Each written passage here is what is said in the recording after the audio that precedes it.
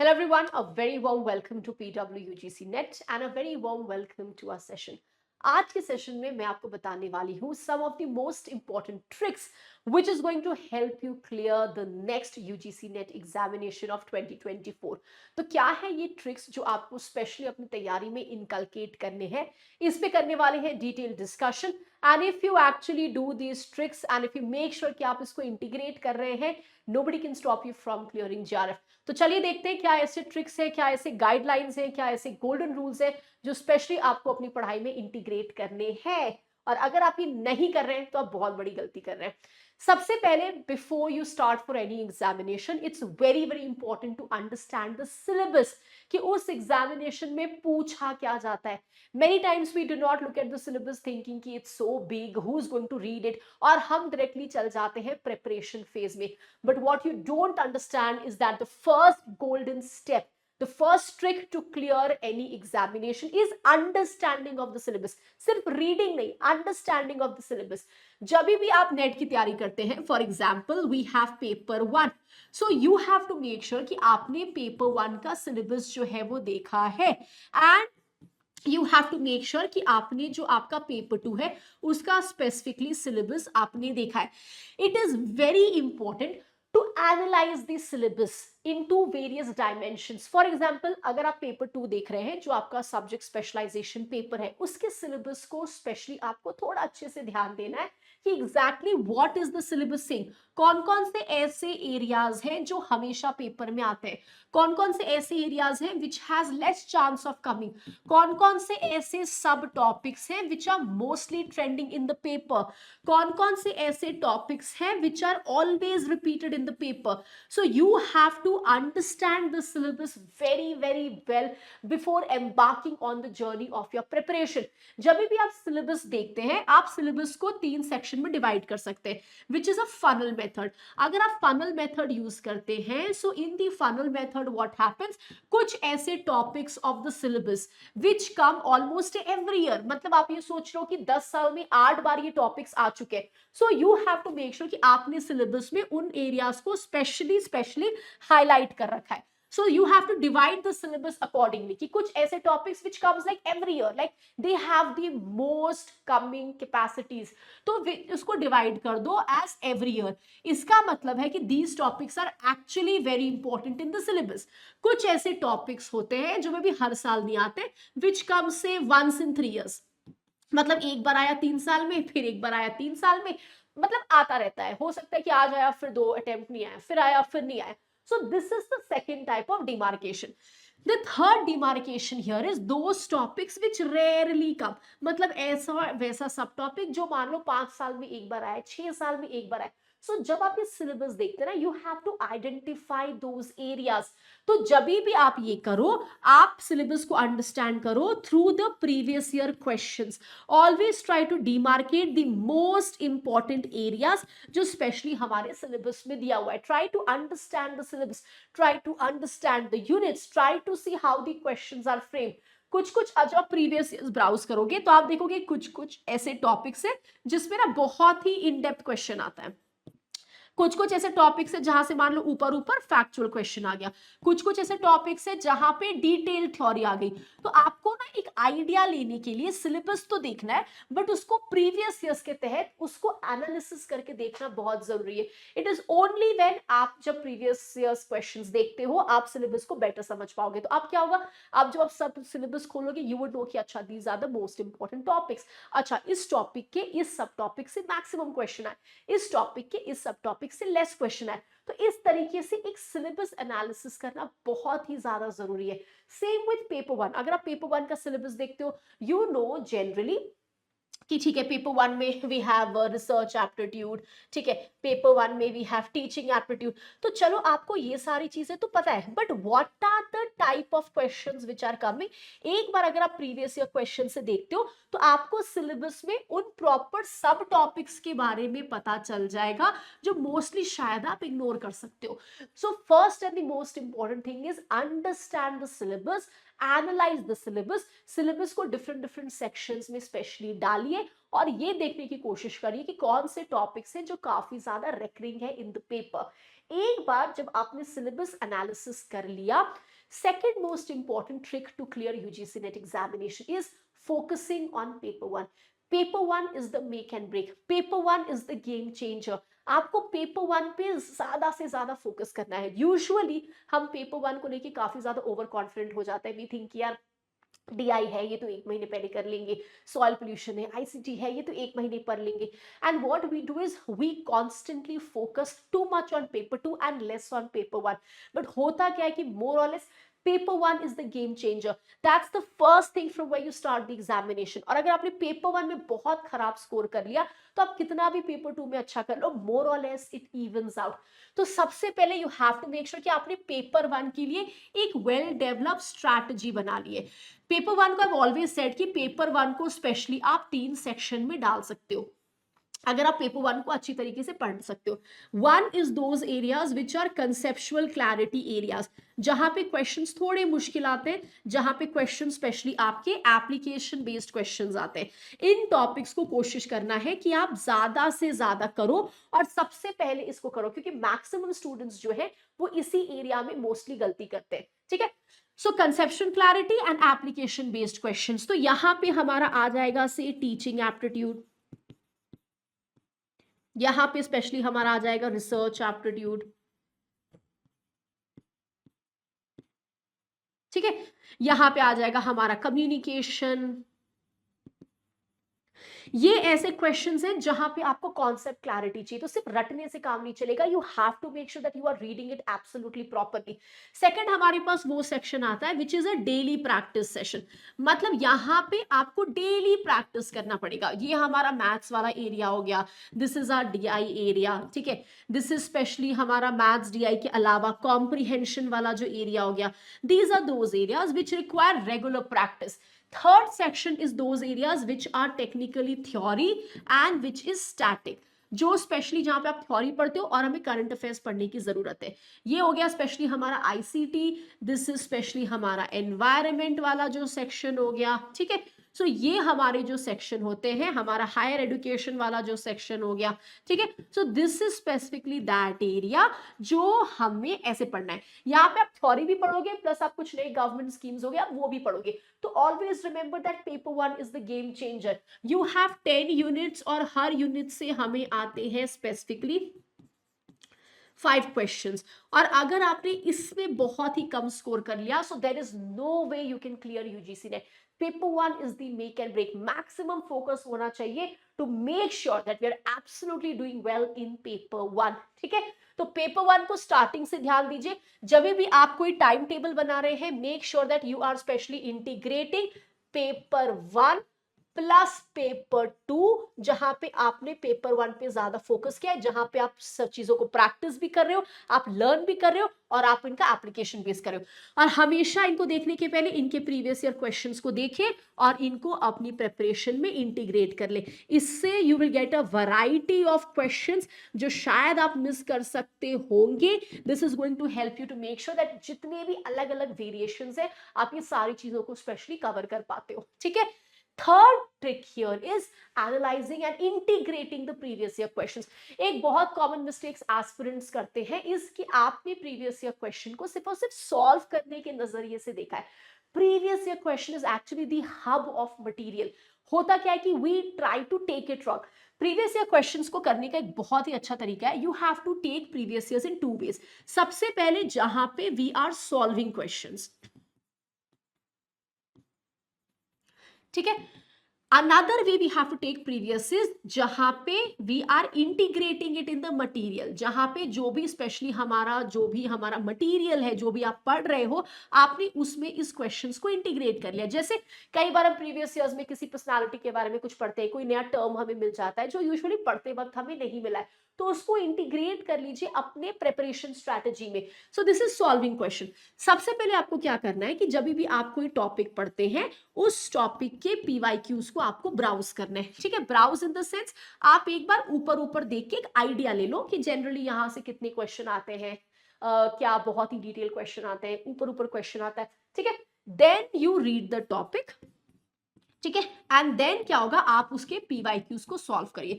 जब आप उसके पीवाईक्यूज को सॉल्व कर रहे हैं, immediately make sure that what ever new information जो भी आपको प्रीवियस ईयर में मिला है उसको आप स्पेशली नोट कर लीजिए अपने मटेरियल में। जो भी आप बुक पढ़ रहे हो तो आपने उस बुक में एक स्टिक नोट लगा दिया या आपने स्पेशली एक पेज में लिख के उस बुक के सामने रख दिया, ठीक है।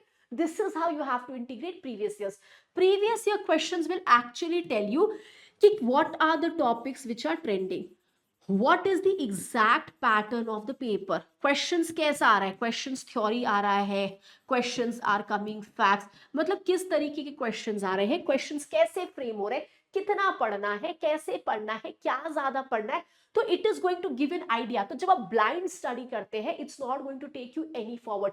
प्रीवियस ईयर क्वेश्चंस होने से you can also know the topic which is very very important, है ना, कौन सा सब टॉपिक बहुत ज्यादा इंपॉर्टेंट है। कितनी बार क्या होता है कि हम जब टॉपिक्स पढ़ते हैं तो हम कुछ सब टॉपिक्स को छोड़ देते हैं सोच के कि यार ये तो क्वेश्चंस में नहीं आएगा, बट प्रीवियस ईयर में उससे भी क्वेश्चंस बना हुआ है। सो प्रीवियस को इंटीग्रेट करना और उससे ट्रेंड्स एनालाइज करना is one of the most important key which is going to lead you to success here. उसके अलावा प्रीवियस ईयर्स को आपको डेली इंटीग्रेट करना है। Always make sure that you are solving as many questions as possible, but also कई बार हम previous year questions को देख के डिमोटिवेट हो जाते हैं ये सोच के कि यार ये तो बहुत ही मुश्किल है। You have to always know कि हर अटेम्प्ट में कुछ ऐसे क्वेश्चंस होते हैं जो बहुत मुश्किल होते हैं। हो सकता है उस साल का वो बहुत ही मुश्किल क्वेश्चन हो which is one of those, क्योंकि कुछ कुछ ऐसे पेपर में ट्रिकी क्वेश्चंस आते हैं which are made very difficult. So all you have to do is just add those question in your preparation material. So previous years को do not take it like a demotivation, but make sure that the previous year questions are actually helping you move ahead. तो इसको अच्छी तरीके से integrate करिए, trends को analyse करिए। It is only when you do that you are actually going to the right direction. कई बार हम कुछ ऐसे टॉपिक्स पढ़ते हैं जिसमें प्रीवियस ईयर से कुछ भी नहीं आया, जो टॉपिक शायद इंपॉर्टेंट भी ना हो। It's only when you analyse. जैसे आप प्रीवियस ईयर क्वेश्चन देखते हो फॉर एग्जाम्पल, तो आपको पता लगेगा कि यार असर्शन रीजनिंग ज्यादा आ रहा है, मैच द फॉलोइंग ज्यादा आ रहा है, क्रोनोलॉजी क्वेश्चन ज्यादा आ रहा है, फॉर एग्जाम्पल स्टैटिक क्वेश्चन ज्यादा आ रहा है, फॉर एग्जाम्पल वन लाइनर ज्यादा आ रहे हैं। विच आर द टॉपिक्स जो सिलेबस में नहीं मेंशन्ड है क्लियरली, बट किसी सब टॉपिक का डेरिवेशन है जो आपको प्रीवियस ईयर में दिख रहा है। All of these things have to be analyse कि अगर पढ़ रहे हो तो किस तरीके से पढ़ना है। ये सब तभी हो सकता है जब आपने प्रीवियस ईयर्स को बहुत अच्छी तरीके से एनालाइज किया है। So don't use previous years just for solving questions, but use it properly to analyze and move further. Next important thing is multiple sources नहीं यूज कर रहे। देखिए जब भी आप यूजीसी नेट की तैयारी शुरू करते हैं यू शुड नो क्या पढ़ना है क्या नहीं पढ़ना है। अगर आपने सिलेबस देख लिया है, ठीक है, and if you have seen the previous year questions, you should exactly know कि कौन सा ऐसा सोर्स है जो आपकी पढ़ाई को सूट करने वाला है। Which source is going to suit your preparation. तो you have to make sure कि आप ऐसा सोर्स पिकअप कर रहे हैं जिसमें नेट लेवल के क्वेश्चंस हो। आप ऐसा सोर्स पिकअप कर रहे हो which is the best source for your paper 1 and paper 2। और ये तभी होगा जब आपने ये दो कर रखा है, ताकि अगर आप कोई बुक उठाते हो फॉर एग्जाम्पल तो आपको पता होना चाहिए कि यार इस तरह के प्रीवियस ईयर क्वेश्चंस थे, is that material given in your book और not. That is why it is very important to choose your sources very very properly. अब आपने जनरली कोई ऐसे बुक्स उठा लिए जिसमें नेट लेवल के क्वेश्चंस ही नहीं आते, जो बहुत ही बेसिक बुक है, जो जनरली फैक्ट्स पे फोकस नहीं कर रहा है या जिसमें थ्योरी कंटेंट कम है, so it's not going to help you further. वो आपका बेस डेवलप कर देगा बट एग्जामिनेशन के लिए may be that is not the enough source you need. So always make sure you know कि आप बुक क्या यूज करने वाले हो। सो please make sure you know the basic books for your paper 1 and paper 2 before starting your preparation। Starting करने के पहले भी एब्सोल्युटली क्लियर, अगर आप क्लास अटेंड कर रहे हैं तो आपको नोट्स पढ़ने स्टार्टिंग के समय भी एब्सोल्युटली क्लियर कि आपके क्या मटेरियल्स है। कुछ कुछ ऐसे टॉपिक्स होते हैं जिसमें आपको थोड़ा स्पेशलाइज मटेरियल हो सकता है कि एक चैप्टर से ना काम बने या एक बुक से ना काम बने। उस टॉपिक के अलग अलग पर्सपेक्टिव्स हैं, अलग अलग डिबेट्स हैं जो अलग अलग आर्टिकल्स या बुक्स में दिया है। In that case again you have to be smart. So कुछ कुछ ऐसे टॉपिक्स हैं उसमें आप क्या कर सकते हो, स्पेशली जब हम मल्टीपल सोर्सेज की बात करें, पहले आप अपना बेसिक सोर्स पढ़ो, ठीक है। पहले मेक श्योर कि you are using your foundational source, ठीक है। जब एक बार आपने फाउंडेशनल सोर्स अच्छे से खत्म कर लिया, then go to specialise material. हम कई बार ये गलती करते हैं कि किसी किसी टॉपिक के लिए ना हम स्पेशलाइज मटेरियल उठा लेते हैं। आप स्पेशलाइज मटेरियल तो उठा लेते हो, बट वो स्पेशलाइज मटेरियल इतना कॉम्प्लेक्स होता है कि ultimately you and up wasting your time और आपको वो टॉपिक समझ नहीं आता है, इन result setting in demotivation and panic. तो सबसे पहले जहां पे मल्टीपल सोर्सेस की लिस्ट चाहिए ना, वहां पे बेसिक सोर्सेस से पढ़ो, create a base, then go to proper specialise material. So कुछ ऐसे टॉपिक्स होते हैं जिसके लिए you can need multiple sources, कुछ ऐसे टॉपिक्स होते हैं जिसके लिए you do not need multiple sources. So starting में ही जब आप प्रिपरेशन शुरू कर रहे हो, you have to have absolutely clarity. क्योंकि अगर आपने 3 महीना 4 महीना दे दिया और एग्जाम के 1 महीने पहले आपको लग रहा है यार ये तो सोर्स सफिशिएंट नहीं है, then that is going to be the biggest blunder and a red flag in your preparation. ठीक है। सो बी श्योर कि क्या पढ़ना है क्या नहीं पढ़ना है, कौन सा सेक्शन किस बुक से पढ़ना है। एंड मेरा सजेशन रहेगा जब भी आप मल्टीपल सोर्सेज यूज करें, ऑलवेज मेक नोट्स, ताकि बाद में कंफ्यूजन ना हो। Next is realistic time table and planning. अगर आप नेट की तैयारी कर रहे हैं, suppose, so you always need a time table, you need a plan. Specially for example अगर आपने 6 मंथ स्ट्रैटेजी बनाई है फॉर एग्जाम्पल, ठीक है, तो यू शुड नो कि 6 मंथ्स में हमें करना क्या है। तो then you will go for monthly strategy कि भाई इस महीना हमें ये सेक्शंस खत्म करना है। उसके बाद you have to divide it into weekly strategy. Weekly sections को आपको डेली सेक्शन में डिवाइड करना पड़ेगा। और डेली टाइम टेबल हम तभी सेट कर पाएंगे व्हेन यू नो कि what is your free time. अगर आप वर्किंग प्रोफेशनल हैं और आपके पास काफी ज्यादा टाइम नहीं है, तो you have to take out that time जहां पे आपको पता है कि आप 100% फ्री हो। अगर आप क्लासेस अटेंड करते हो तो there has to be a time जो आप सेल्फ स्टडी के लिए निकाल रहे हो। So you have to make a realistic time table. ऐसा टाइम टेबल जिसमें हमने पेपर 1 भी इंक्लूड कर लिया है, और ऐसा टाइम टेबल जिसमें हमने पेपर 2 भी इंक्लूड कर लिया है, जिसमें रिविजन का भी स्पेशली हमारे पास समय है। So you have to make a target like this. Also remember कि आपको बहुत ही ज्यादा जेन्युइन टारगेट्स बनाने हैं। ठीक है। You can not make targets like हमने बोल दिया कि भाई हम ना 4 बजे उठेंगे, एंड बाद में आपको पता है कि आप अभी तक 30 साल की उम्र में आप कभी 4 बजे नहीं उठे हो, आप लेट सोते हो, पॉसिबल ही नहीं है। सो रियलिस्टिक टाइम टेबल, आप 8 बजे ही उठो, but when you are waking up you have to make sure कि आपने उस हिसाब से टाइम टेबल बनाए। So on the basis of your work, on the basis of your class, on the basis of your sleeping time, on the basis of your waking up time, हमें एक proper time table चाहिए। एक ऐसा time table जो long run में हम survive कर सकते हैं। आप एक दिन रात के 12 बजे तक पढ़ रहे हो, 3 बजे तक पढ़ रहे हो और सुबह 6 बजे उठ जा रहे हो, ये प्रॉपर जो स्ट्रैटेजी है ये 2 दिन चलेगा, 3 दिन चलेगा, मे बी कॉलेज एग्जाम्स के लिए चलेगा, बट यूजीसी नेट एग्जामिनेशन के लिए नहीं चलेगा।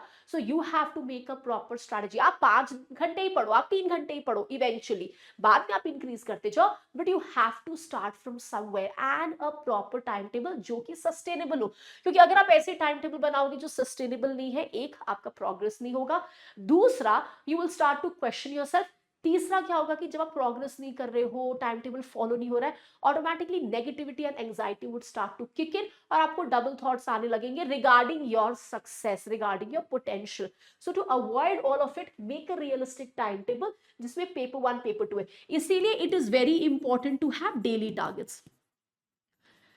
अगर आप डेली टारगेट्स करते हो तो कहीं ना कहीं आप अपने प्रोग्रेस को बहुत अच्छी तरीके से देख रहे हो, है ना। मैंने डेली टारगेट्स किया, अब हर दिन आप मार्क करो कि भाई सुबह उठ के मुझे ये पढ़ना है, फिर मुझे इतने टाइम पे रेस्ट करना है, इतने टाइम पे मुझे खाना है, आप वॉक करने जा रहे हो, what ever it is, set daily targets. अगर एक दिन नहीं होता है चलो ठीक है, 2 दिन नहीं होता है ठीक है, 3 दिन नहीं होता है ठीक है, it is very important to track your progress कि आज मैंने क्या किया है। और always remember slow and steady wins the race. जरूरी नहीं आप 6 महीने से तैयारी शुरू कर रहे हो, आप 3 घंटे पढ़ो, फिर 5 घंटे पढ़ो, फिर 8 घंटे पढ़ो, आप इस तरीके से स्ट्रैटेजी बनाओ। एक दिन में आप 12 घंटे नहीं पढ़ सकते हो अगर आपका पढ़ाई का फ्लो नहीं है। So understand your weakness, understand your strengths, understand your potentials, उस हिसाब से make a realistic time table जो एक्चुअली आपको सूट करता है, depending on you, not on your friend, not on किसी और ने स्ट्रैटेजी बनाई थी, किसी और को सूट किया, जरूरी नहीं कि आपको सूट करे। ठीक है। कोई और नेट 4 बार दे रहा होगा, आप पहली बार दे रहे हो, so there is lot of difference in the way you move forward. तो हमेशा टाइम टेबल अपने हिसाब से बनाइए जो आपको सूट करता है, आपके स्ट्रेंथ्स एंड वीकनेसेस को सूट करता है। वो एरियाज जो वीक है उनको ज्यादा टाइम दीजिए, रिविजन को टाइम दीजिए। ये सब कुछ आपको अपने हिसाब से बनाना है, नोइंग आप कब फ्री हैं और कब आपके पास टाइम है। Another important thing why maximum students do not clear the UGC NET examination is they do not solve papers. देखिए क्वेश्चन से आपको भागना नहीं है, always remember application of knowledge is very important. Application of knowledge is what we do through questions. UGC net paper में हमारे पास 100 questions आएंगे paper 2 के, और हमारे पास 50 क्वेश्चन आएगा पेपर 1 का। तो हमें ये क्वेश्चंस के फॉर्मेट में आएंगे। आप कितना भी पेपर 1 पेपर 2 लर्न कर लो, if you are not able to solve questions, that is a major problem. क्योंकि अगर आप क्वेश्चन नहीं सॉल्व करते हैं तो आप कट ऑफ नहीं पार कर पाएंगे, इररिस्पेक्टिव आप नेट नहीं क्लियर कर पाएंगे, you will not be able to become assistant professor, irrespective of you could be a very good candidate. So that is why application, always make sure कि जब भी आपने कोई टॉपिक पढ़ी है उस टॉपिक के बाद उसके PYQs को जरूर सॉल्व करें। After solving the PYQs, solve practice questions, keep on solving questions. The more you solve questions, the more you will understand कि आपकी वीकनेसेस क्या है, the more you will understand your strengths which you can play up to increase your marks. You will understand कि कहाँ work करना है, कहाँ मेरे वीकनेसेस है। It is only when you will start to know your weaknesses, आप उस पर वर्क करेंगे, eventually it is going to give you success. तो ये ना एक टेस्टिंग की तरह है कि हम लर्न तो कर लिए, बट कई बार क्या होता है ऑप्शंस बहुत सिमिलर रहते हैं, तो पढ़ने के बाद भी क्लिक नहीं करता है ना। कई बार क्या होता है एक क्वेश्चन को सॉल्व करने में एग्जाम में 20 मिनट लग जाते हैं, 10 मिनट लग जाते हैं, और it is not striking you, आपसे एलिमिनेशन नहीं हो रहा है। ये सारे टेक्निक्स तब डेवलप होंगे जब आप क्वेश्चन सॉल्व करोगे। जब आप अलग अलग वैरायटीज के क्वेश्चन सॉल्व करते हो तो क्या होता है, your mind starts to go through all of it, and तब आप देखोगे कि क्वेश्चंस में आपको कम टाइम लगता है, आप क्वेश्चन जल्दी पढ़ सकते हो, चीजें आपको बेटर स्ट्राइक कर रही है, एलिमिनेशन आपसे बेटर हो रहा है। So it's only through solving questions it is going to help you this. Plus mock आपको टाइम मैनेजमेंट में भी मदद करता है। Mock also helps you in time management. अगर आप टाइम मैनेजमेंट नहीं करेंगे तो आप आगे कैसे बढ़ेंगे, पेपर 1 में कितना टाइम लग रहा है, पेपर 2 में कितना टाइम लग रहा है, किस सेक्शन में ज्यादा टाइम लग रहा है, where you have to work on. ये सारी चीजें का आंसर्स तभी मिल सकता है जब हम स्पेशली मॉक टेस्ट प्रैक्टिस करते हैं, या क्वेश्चन पेपर प्रैक्टिस करते हैं, या हम प्रॉपर प्रैक्टिस क्वेश्चन सॉल्व करते हैं।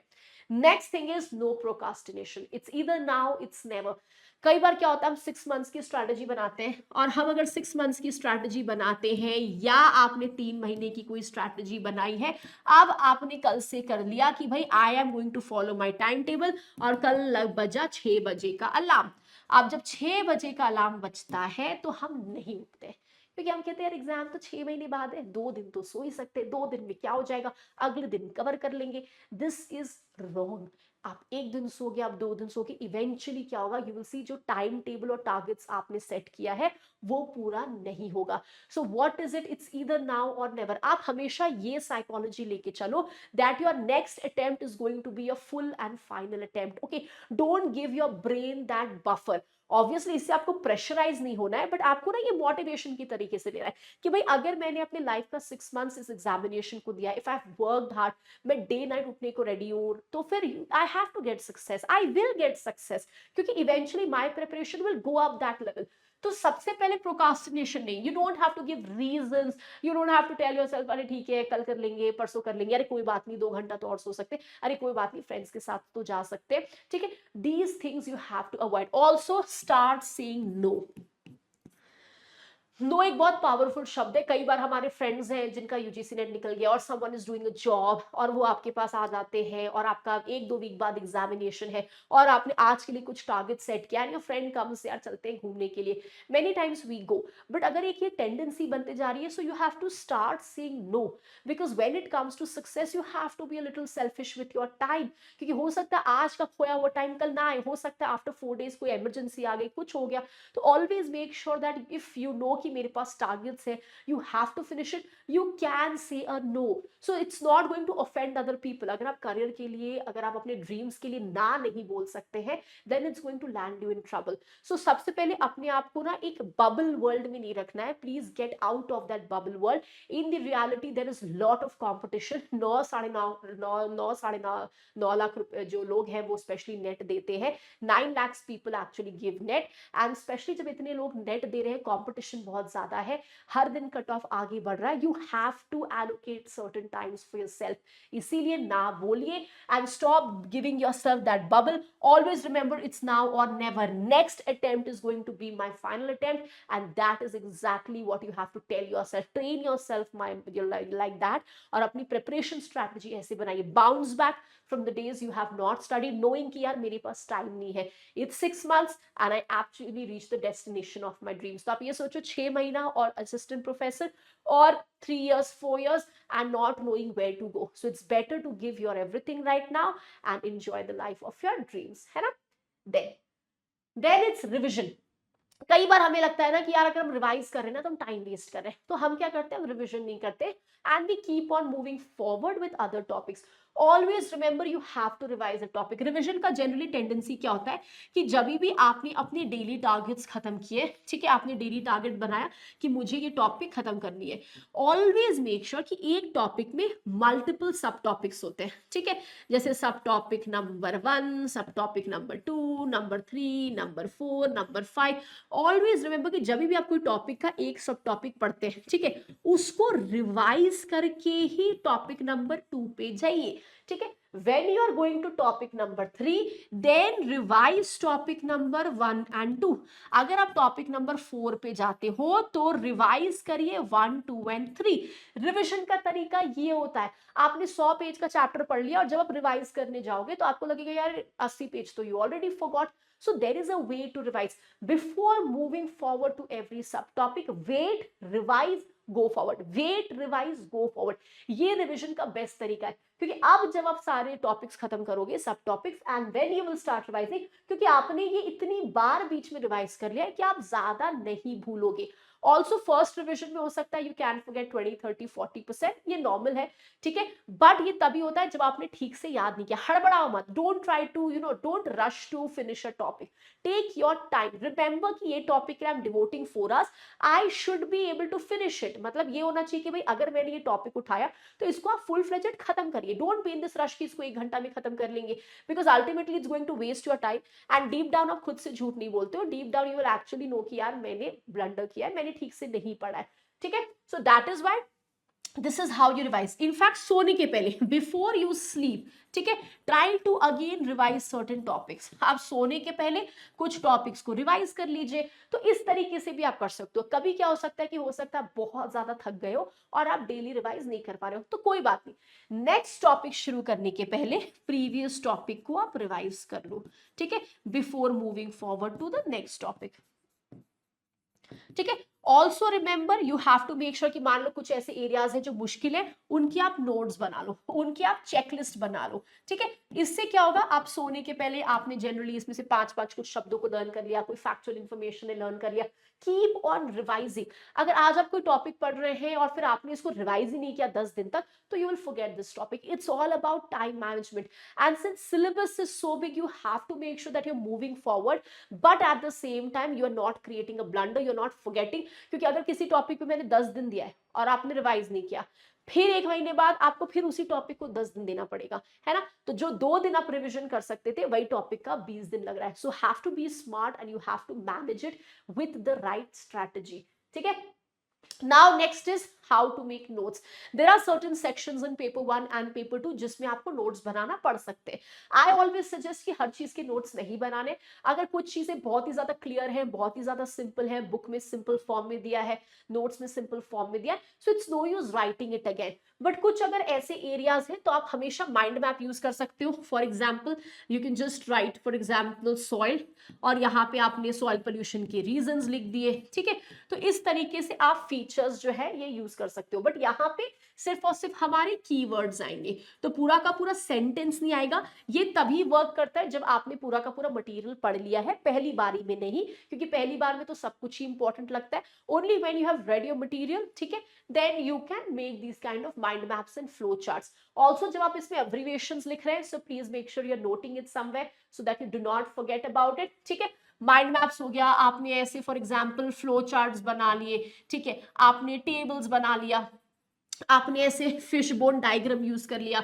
मान लो आप किसी चीज का रीजंस पढ़ रहे हो, तो आपने लर्न करने के लिए इस तरीके का फिश बोन डायग्राम जो है ये स्पेसिफिकली आपने बना लिया, ठीक है। या फॉर एग्जाम्पल आपने इस तरीके का टेबल बनाया और आपने यहाँ पे फॉर एग्जाम्पल रीजंस लिख दिया, आपने यहाँ पे पर्सनालिटीज लिख दी, जो भी है। So you can specially make notes like this also. ये अलग अलग तरीके हैं टू मेक नोट्स, ठीक है। So you can use all of these specially to make notes. अगर कुछ टॉपिक बहुत ही ज्यादा कॉम्प्लिकेटेड है और कोई क्लैरिटी नहीं आ रही है, बार बार भूल जा रहे हो, तो उनको हमेशा नोट्स के फॉर्म में लिखिए। ऑलवेज मेक नोट्स नोइंग कि आपको 2-3 महीने बाद भी उसको रेफर करना है, क्योंकि अभी हम नोट्स बनाते हैं, we use lot of short form, क्योंकि टॉपिक तुरंत याद है, everything is fresh in the mind. But अगर हम उसको 3 महीने पढ़ते हैं तो sometimes we forget it. So always make sure that even after 3 months 6 months if you have to read it, the note should be as crisp as possible. And also remember, जब आप notes बनाते हैं, use the best sources, ताकि एक बार अगर notes बन गए तो यू आर फाइनलाइज। ये नहीं कि मैंने नोट्स बनाया बट मुझे अपने ही नोट्स पे भरोसा नहीं है। So this is something you have to avoid and not do, ठीक है। एंड अवॉइड मल्टीटास्किंग, जो इमीडिएट गोल है उस पर फोकस करना है। This is very very important, क्योंकि देखो क्या होता है, हम मल्टीपल कॉम्पिटिटिव एग्जाम्स की तैयारी करते हैं। फॉर एग्जाम्पल आप यूजीसी नेट की तैयारी कर रहे हैं, ठीक है, इसके साथ साथ आप सेट एग्जाम्स भी दे रहे हो, इसके साथ आप पीएचडी भी कर रहे हो। फॉर एग्जाम्पल कुछ लोग हमारे पास वर्किंग प्रोफेशनल्स है, ठीक है। So you are doing lot of these things, ठीक है। अब प्रॉब्लम क्या होती है, आप लोग स्टेट पीसीएस दे रहे हो, ठीक है, some people are also preparing for UPSC, ठीक है, कुछ लोग हमारे हैं generally who are teachers. So you are doing multiple things और you might be preparing for multiple things. Same चीज से आप यूजीसी नेट कर रहे हो, आप सेट भी दे रहे हो, आप पीएचडी की तैयारी भी कर रहे हो, आप स्टेट पीसीएस भी दे रहे हो, और ऑब्वियसली आप यूपीएससी भी कर रहे हो, ये चलेगा, गुड। क्योंकि it's obviously if you studying syllabus is the same, orientation का फर्क होता है, different different examination you should definitely give, और इनमें से एक भी एग्जामिनेशन निकल जाता है, it's going to be a great confidence booster. But you should know when at the right time you have to focus at what. अब examination के 1 महीने पहले अगर यूजीसी नेट के पहले आप स्टेट पीसीएस की तैयारी कर रहे हैं, then that is not telling you your true goal. So you have to identify for yourself कि मेरे को एग्जैक्टली क्या चाहिए। अगर मुझे यूजीसी नेट की प्रिपरेशन करनी, I have to give 6 months to it, और आपने 3 months का प्लान बना रखा है। So you need to know your immediate goal. Multiple examination के लिए तैयारी चलेगा, बट अगर हम हर समय मल्टीटास्किंग करते रहेंगे तो एक भी चीज मेरी अच्छे से नहीं होगी, because there is always a difference of orientation. किसी किसी में थोड़ा सिलेबस एडिशंस भी है, अलग अलग एग्जामिनेशंस में कोई थ्योरी है, कोई हमारा फैक्चुअल है, ठीक है। So you have to make sure that you are taking that into consideration. बहुत लोग नेट नहीं क्लियर कर पाते क्योंकि वो मल्टीपल एग्जाम्स की तैयारी करते हैं, and when it actually comes to giving the examination they are so overburdened कि they actually go off track. तो अगर आप मल्टीपल एग्जाम्स की तैयारी कर रहे हैं ना, तो ऑफ ट्रैक होना बहुत ही ज्यादा इजी है।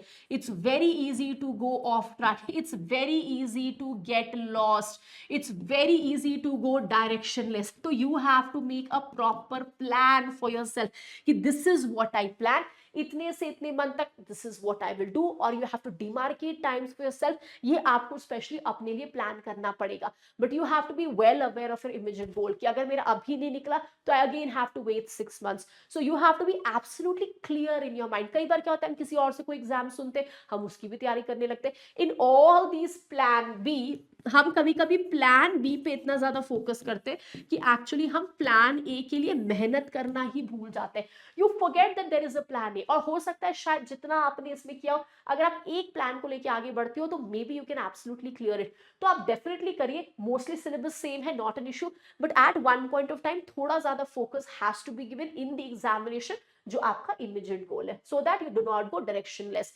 And in the end always remember why you started. we all work hard and you all are preparing, but kyunki na it's a competitive examination, it's a very very long journey. It's a long journey, it's a tiring journey, physically, emotionally, mentally, everything could be challenging for you. Not every day is the same. So always ask yourself, why did I start this journey? Because you wanted to clear your dream. It is your dream, it is your vision. ये एक dream है, ये एक vision है, ये एक सपना है जो स्पेशली आपने देखा है. सो इस सपने के बीच में there will be lot of challenges, there will be lot of obstacles. कई बार आपको लगेगा यार शायद ये मेरे बस का नहीं है, कई बार आपको लगेगा यार maybe other people are demotivating you or other people are questioning you, maybe आपने multiple attempts दिया है and you are not able to clear it irrespective of giving your everything. So maybe you're thinking you know I should give up. So you should always remember why you started. It is your dream, it is your vision, this is what you wanted to do, this is what is you, this is where you see yourself. And if you do that, bounce back. What really matters is कि अगर हम off track जा रहे हैं, you have to bounce back, you have to come back to your desired time, you have to bounce back. कोई बात नहीं, हमने 3 दिन खराब कर दिया, हमने 4 दिन खराब कर दिया, कोई बात नहीं, आपको 2 दिन पढ़ने का मन किया, it's absolutely okay. What matters is कि वो 2 दिन को आपने किस तरीके से कंपेंसेट किया. What matters is your mindset, what matters is positivity, what matters is hope, what matters is the courage to move forward irrespective of multiple failures. हो सकता है you have failed so many times, that's absolutely okay. The courage to stand up is the biggest thing you need. So always remember irrespective of all your failures कि आपने क्यों शुरू किया था. ये इसलिए शुरू किया था to see yourself as assistant professor. और जब तक ये सपना नहीं पूरा होता है, you have to keep going. And trust me, कितने भी ups and downs आए, कितने भी आप challenges face कर रहे हो, one day you'll be very very proud of yourself. तो जर्नी मुश्किल हो सकती है, but we have to keep on telling ourselves कि कभी कभी खराब रोड्स आएंगे, बहुत ही खराब रोड्स आएंगे, but after that there is going to be a very very beautiful life in which you will be living the life of your dreams and you will be making your parents proud. तो इन चीजों को हमेशा ध्यान रखना है क्योंकि competitive examination की preparation is not easy. So the day you embark on this self, you have to promise yourself that I am going to do well, I'm not going to give up, I am going to support myself. और अगर आप ये सारी चीजें अपने आप को कहते हैं and you stand up after every failure, then no one can defeat you. हो सकता है सक्सेस थोड़ा लेट आए, आप बहुत मेहनत कर रहे हो, there are certain things which are not in our control, but अगर आप बहुत मेहनत कर रहे हो, आप consistent हो, you are not ready to give in and you're always bouncing back, trust me, one day is going to be your day. तो इन कुछ चीजों को अपने प्रिपरेशन में इंटीग्रेट करिए and you see how beautiful your UGC NET journey becomes. Thank you so much.